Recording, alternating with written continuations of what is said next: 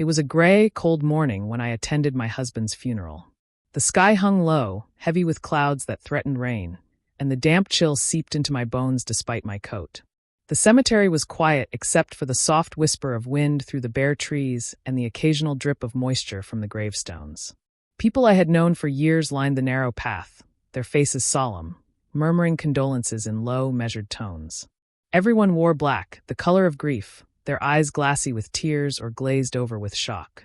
But no one, absolutely no one, could have understood the emptiness I felt inside, the void that had been carved out of my life as abruptly and violently as if someone had reached into me and pulled everything that mattered. Arvind had been my world, my anchor. He had been charming, intelligent, and effortlessly captivating. The kind of man whose presence filled a room, whose laughter made others forget their worries for a moment. I had admired him, loved him, trusted him in ways I had never trusted anyone. He had been my husband, my confidant, my partner in every dream I dared to dream. Or so I had thought. Over the past few months, however, subtle fissures had appeared in our marriage. Small things, easily ignored if I chose to look away. Late nights when he said he was working, phone calls that ended abruptly whenever I entered the room, trips he claimed were for business, yet never explained.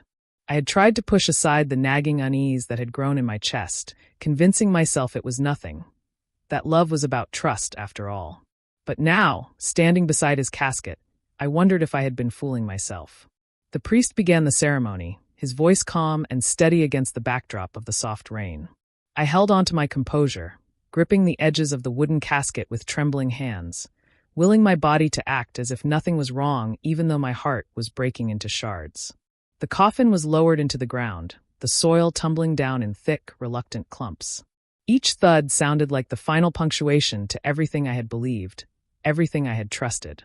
I whispered a quiet goodbye, my lips moving without sound, my heart hollow with grief and confusion. People approached me, one by one, offering hugs, kind words, and expressions of pity. "I'm so sorry for your loss," they said, their voices gentle but heavy with sympathy.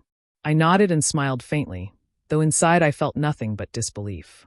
I tried to respond with a murmured thank you, but my mind was elsewhere, spinning in endless circles.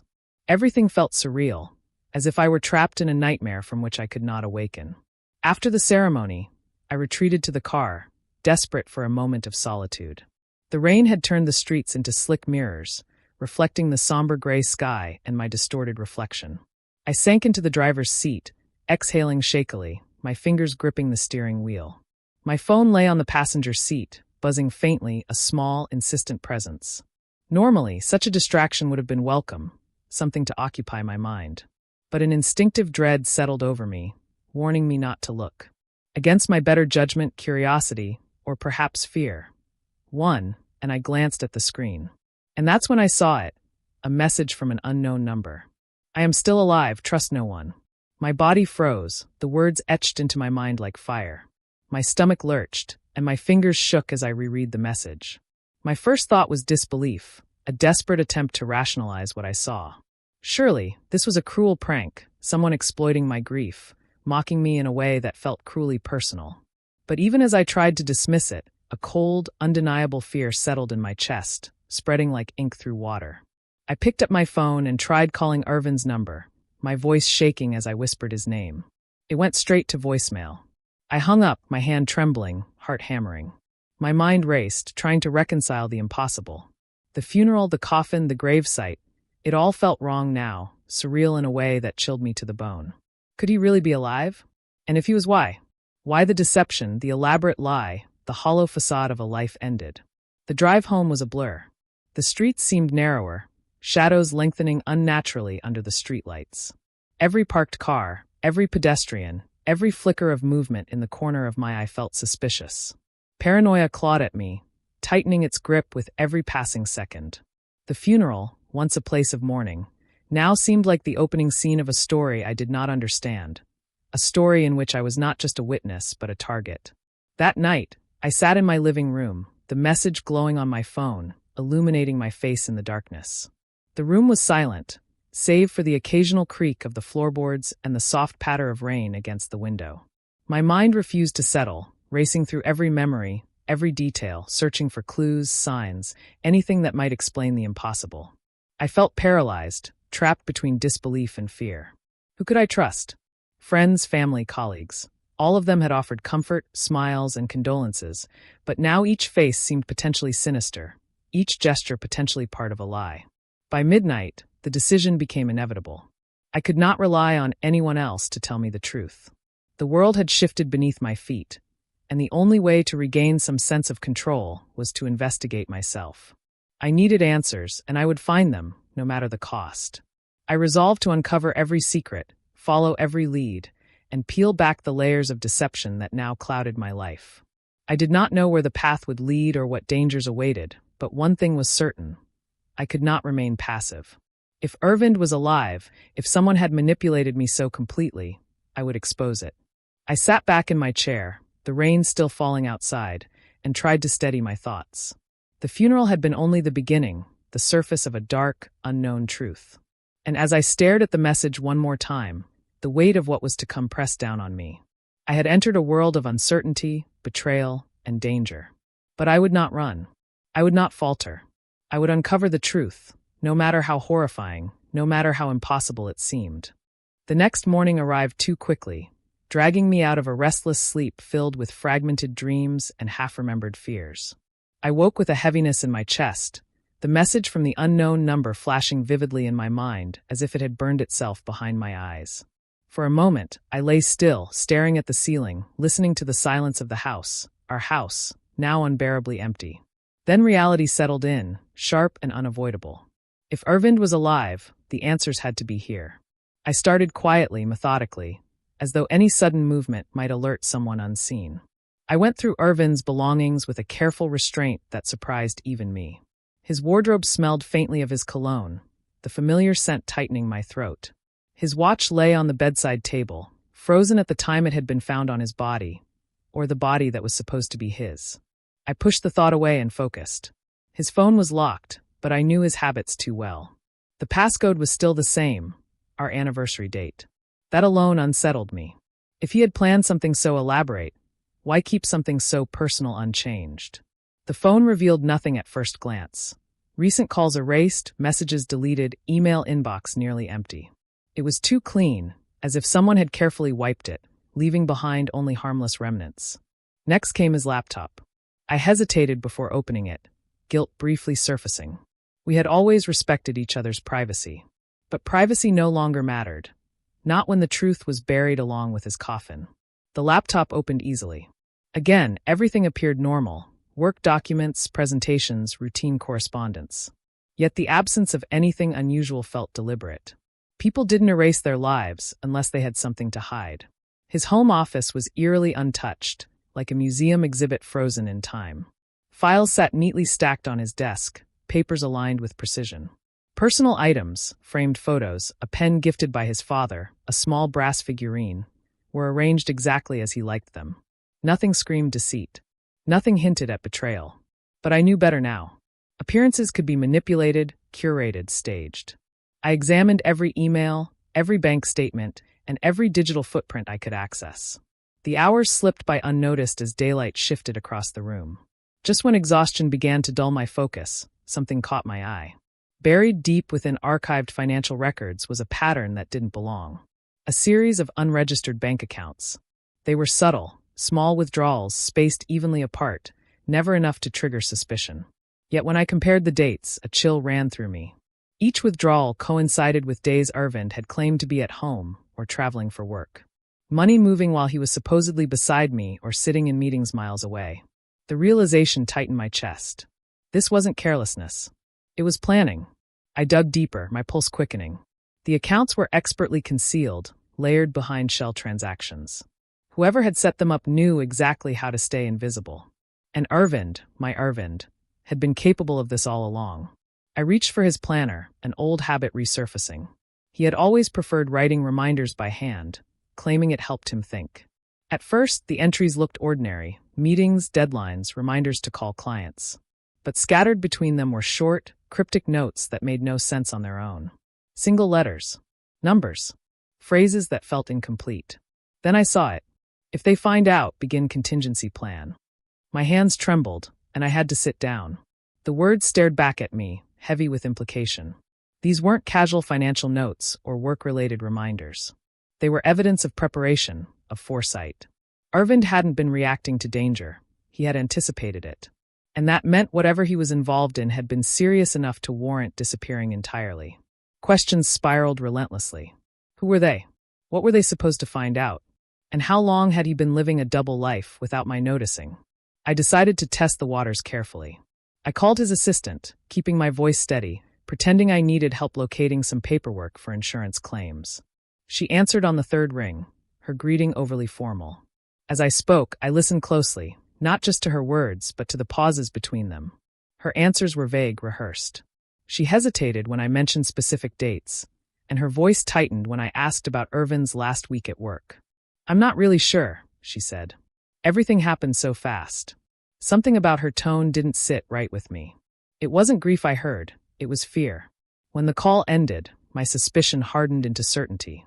Someone in his inner circle knew more than they were saying. Maybe more than they were allowed to say. Over the next few days, I moved through the world differently, more cautiously. I retraced Irvin's movements, or at least the version of them he had shared with me. There were gaps, entire afternoons unaccounted for, meetings that no one else seemed to remember, trips that left no paper trail. Even his illness, the one the doctors claimed had taken his life, suddenly felt questionable. His symptoms had been vague, inconsistently described, and often appeared conveniently timed.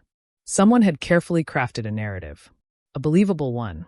A story designed to convince doctors, colleagues, and even me that Irvind was gone. But the message haunted me relentlessly. Trust no one. It wasn't just a warning, it was a challenge.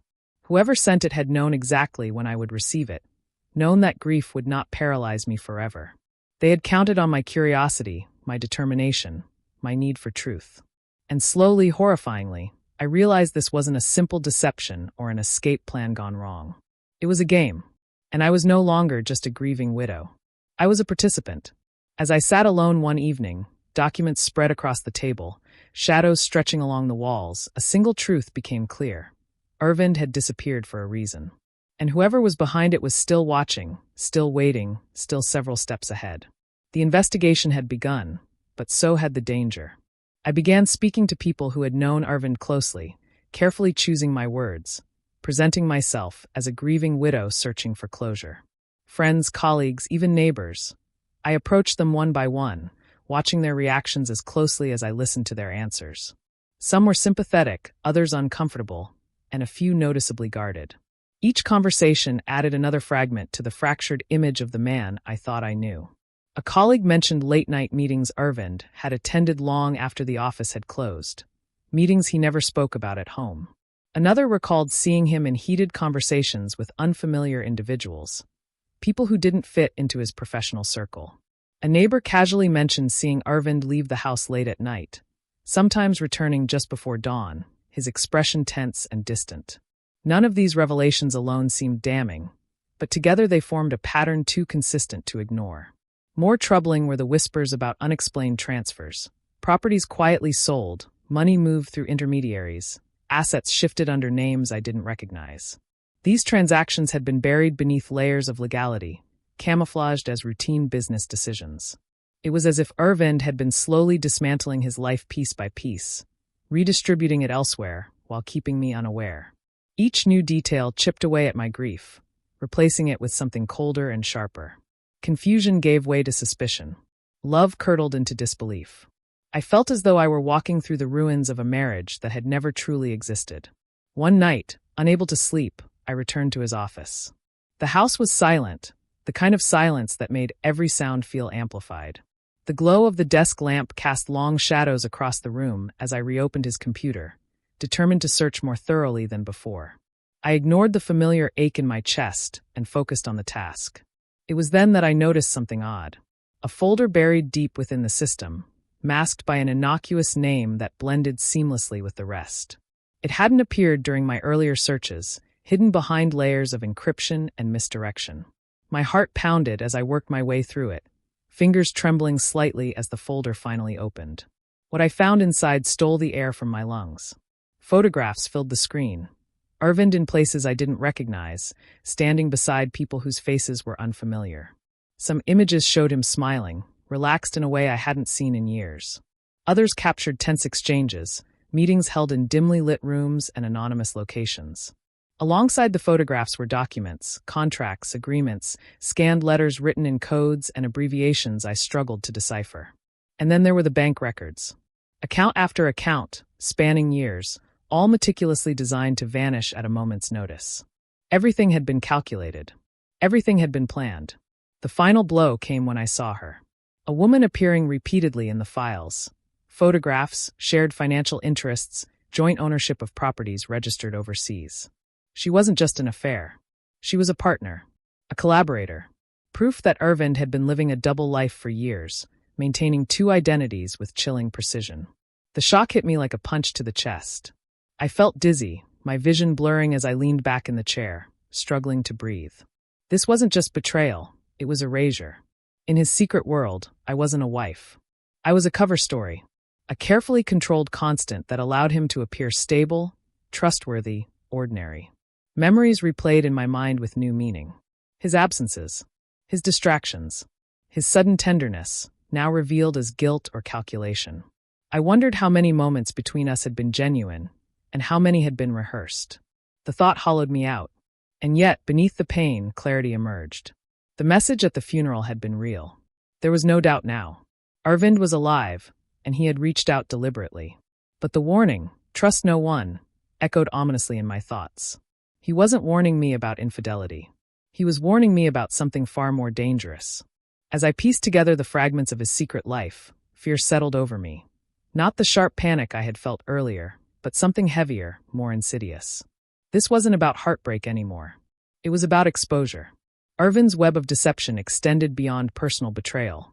It involved money, power, and people who would not hesitate to protect their interests.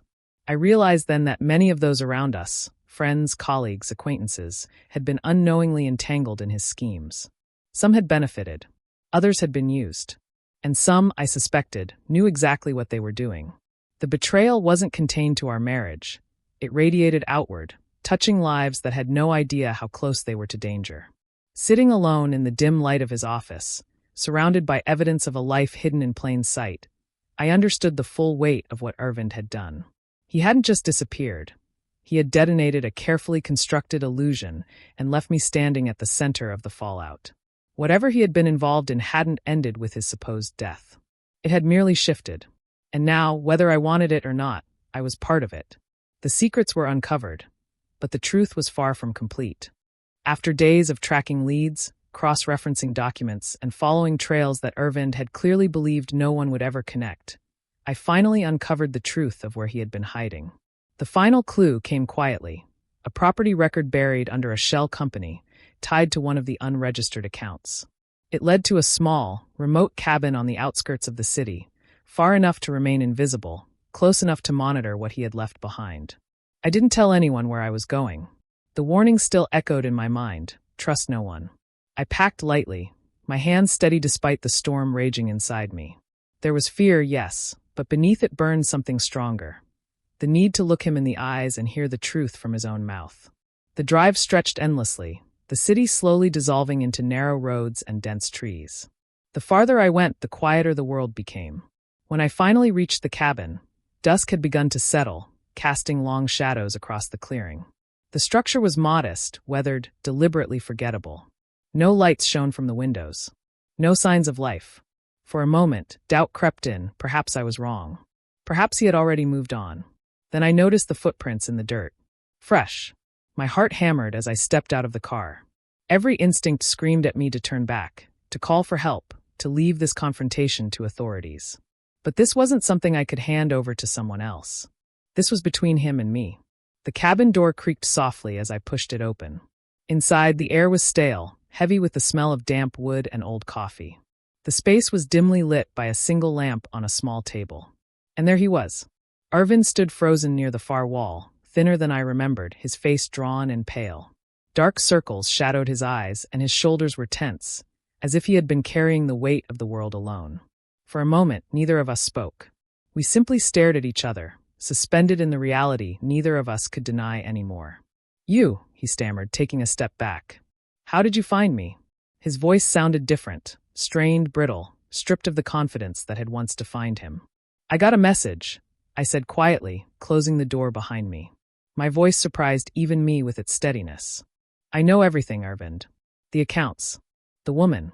The lies. The life you hid from me." I met his eyes, refusing to look away. "Why?" His face crumpled, fear and regret warring across his features. He ran a hand through his hair, pacing the small room like a trapped animal. For a moment, I thought he might refuse to answer. Then he exhaled shakily and sank into a chair. "I didn't have a choice," he said. "It started as business. Opportunities that were dangerous but profitable. I thought I could control it." He looked up at me, desperation etched into his expression. I didn't realize how far it would go. He explained that his secret dealings had drawn the attention of powerful, ruthless people. Deals had gone wrong. Trust had been broken. Threats followed, first subtle, then unmistakable. When he realized there was no way out, he did the only thing he believed would keep him alive. He disappeared. "I faked my death because it was the only way," he said, his voice cracking.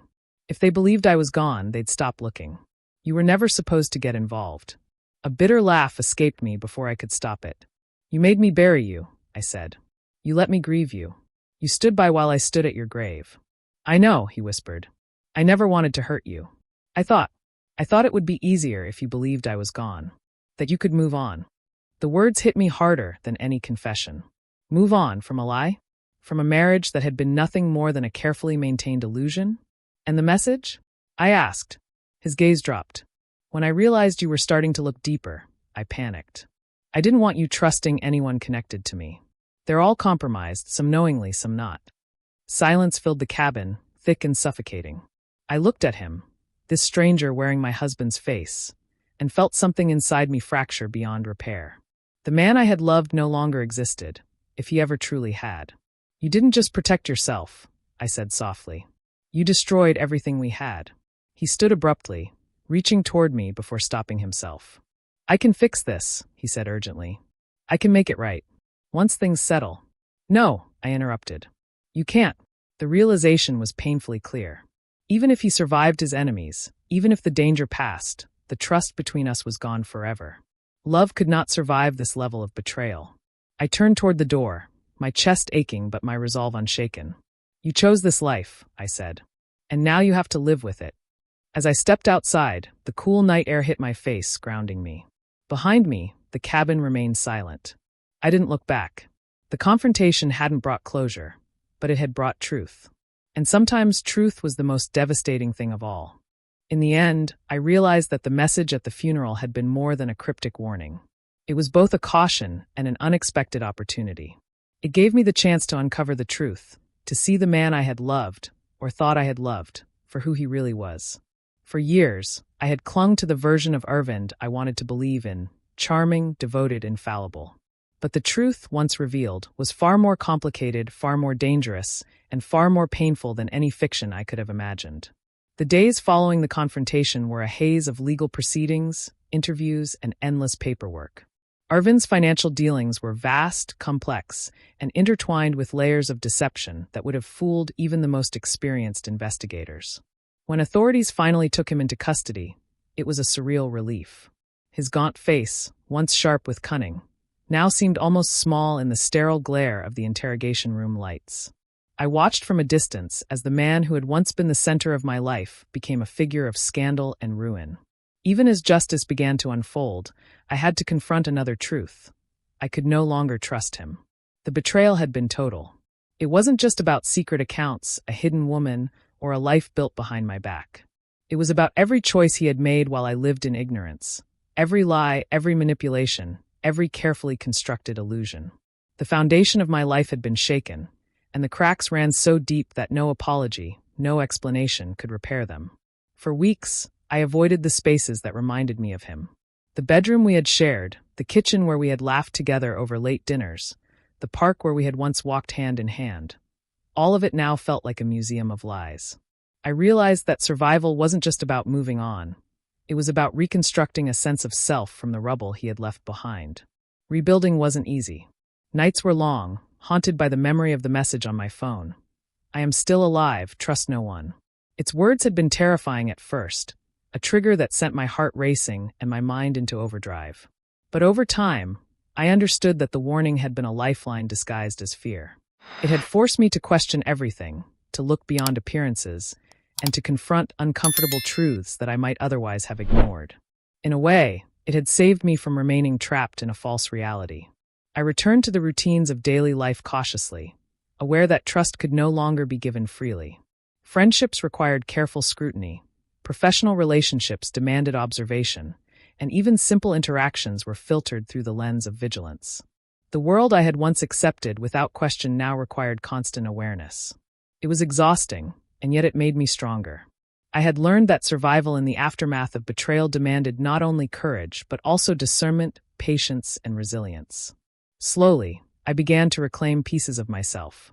I found solace in small victories, organizing my apartment, reconnecting with friends who had proven trustworthy, and pursuing work that reminded me of my independence and capability. Each step forward was deliberate, a conscious act of rebuilding what had been broken. I discovered reserves of strength I hadn't known I possessed, and with each passing day, the memory of Irvin's duplicity lost some of its paralyzing power. Even as I moved forward, I could not erase the past. The betrayal had left a permanent mark. I sometimes caught myself hesitating before trusting colleagues, questioning motives that were likely innocent, or scanning a room for signs of deception that weren't there. And yet, I understood that these were not weaknesses. They were lessons learned in the hardest way possible. I had been forced to see the world not as it appeared, but as it truly was, layered, unpredictable, and often untrustworthy. The legal proceedings dragged on, exposing more of Irvin's web of deception. Court documents revealed offshore accounts, hidden assets, and the intricate network of collaborators who had enabled him. People who had seemed loyal or benign now appeared complicit, their involvement either ignorant or willfully blind. It was a sobering reminder of how deep one person's duplicity could reach, and how many lives could be affected by the actions of a single individual. Through it all, I maintained a quiet determination not to be defined by his betrayal. I did not let the anger consume me entirely, nor did I allow grief to paralyze me. Instead, I let it sharpen my instincts, teach me vigilance, and strengthen my resolve. I had survived a deception so elaborate that it might have broken anyone else, and I refused to let it control the rest of my life. In the end, the message at the funeral remained burned into my memory. I am still alive, trust no one.